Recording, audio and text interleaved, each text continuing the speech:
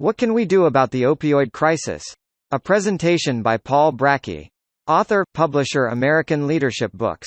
Author of 9 books on social, political, and criminal justice issues. 1. Create an awareness of what is causing the problem. 2. Reduce the demand for the drugs by developing new non-addictive pain relievers. 3. Make doctors and health providers aware of how their overprescribing contributes to the problem. 4. More closely monitor the doctor's prescriptions and get them to resist the marketing efforts of the drug manufacturers. 5. Provide medically assisted treatment to addicts before they overdose. 6. Immediately place those saved from an overdose in an inpatient treatment program. The drug companies have added to the problem through their aggressive marketing of painkillers. They have done so despite evidence that the drugs weren't a safe or effective alternative to other painkillers on the market.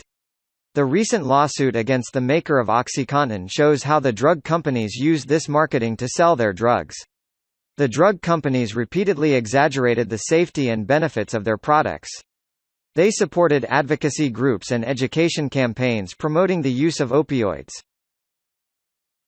The companies lobbied lawmakers to loosen restrictions on being able to obtain drugs. They convinced the Food and Drug Administration (FDA) to approve opioids for chronic use, guaranteeing a huge increase in sales. Profits for company officers and shareholders took precedence over public safety.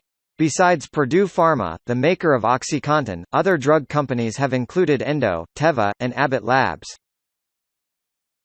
The drug makers are not only promoting drugs that can be deadly, but the drugs aren't as effective against pain as claimed. There is only weak scientific evidence that shows opioids can treat long-term chronic pain effectively, since patients grow tolerant of the effects of opioids.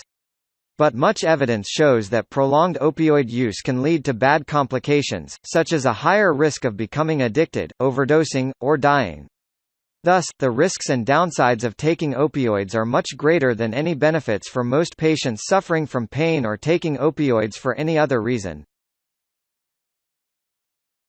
There has been the beginning of a crackdown on aggressive marketing by drug companies.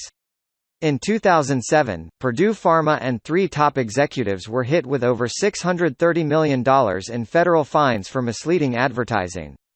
3 Purdue executives got criminal convictions, though they received only 3 years of probation and 400 hours of community service. Public sentiment is growing against drug companies, leading Purdue to announce no more marketing of opioids to doctors. One Cleveland judge combined several lawsuits against opioid companies in order to seek a big settlement agreement to both obtain fines and restrict marketing. In January 2019, the Massachusetts Attorney General's office filed a suit against Purdue Pharma accusing it of deceptively marketing its painkillers. Besides the crackdown on manufacturers, there has been a recent crackdown on distributors of opioids. As an example, Arkansas, with the second highest rate of opioid prescriptions in 2018, filed an April 2019 suit against 3 pharmaceutical distributors. These distributors flooded the state with 235 million pills in 2016. Require the drug manufacturers to provide records of their drug production and sales of different types of drugs to an agency in the government that can monitor them. The agency could be affiliated with a current department, such as the Drug Enforcement Administration (DEA), or a new agency created to monitor the drug manufacturers. These records should include information on the doctors who receive drugs and the amount of drugs received. If the amount of drugs received by a doctor seems especially high, further investigation could be carried out to determine if the doctor is using the drugs for his or her own patients or for illegal drug sales. Require the drug manufacturers to submit all of their advertising about addictive drugs to a reviewing agency. Such an agency might be the Federal Communications Commission (FCC). The agency should make sure the manufacturers aren't making misleading or exaggerated claims that might entice more users. While using the drugs for pain relief is a legitimate medical use, if a user obtains the drugs for recreational use, this crosses a line. Therefore, advertising that implies the recreational advantages of drug use should be banned or penalized. Once a company is discovered using misleading ads, it could be barred from running them until corrected, or the company could suffer penalties that become increasingly severe each time it engages in the prohibited behavior. The president has proposed using the death penalty to deter drug dealers trafficking in large quantities. Such harsh penalties for big drug dealers might help to reduce the supply of drugs, thereby reducing addiction and overdoses, though this approach may upset liberals. This use of the death penalty in such cases might be warranted, given the thousands of overdose deaths due to drugs and the high costs to the economy. A few countries have used the death penalty successfully, including Singapore and China. Singapore has had capital punishment since its days as a British colony. Using capital punishment is one reason that Singapore prides itself as a very safe country in which to live. Singapore uses hanging to carry out its executions. In a 2005 survey, 95% of the population in Singapore believed in keeping the death penalty. Singapore is especially harsh on prisoners in drug cases, since 70% of the hangings have been for drug-related offences. Under the Penal Code, just taking drugs into Singapore merits the death penalty, as do very violent and serious crimes, including murder, kidnapping, and a robbery by 5 or more people resulting in death. Under the Misuse of Drugs Act, the mandatory death sentence applies to anyone manufacturing, importing, exporting, or found possessing large quantities of opium, morphine, heroin, cocaine, cannabis, or methamphetamine. These death penalty provisions seem to have been effective, since Singapore has one of the lowest prevalences of drug abuse around the world.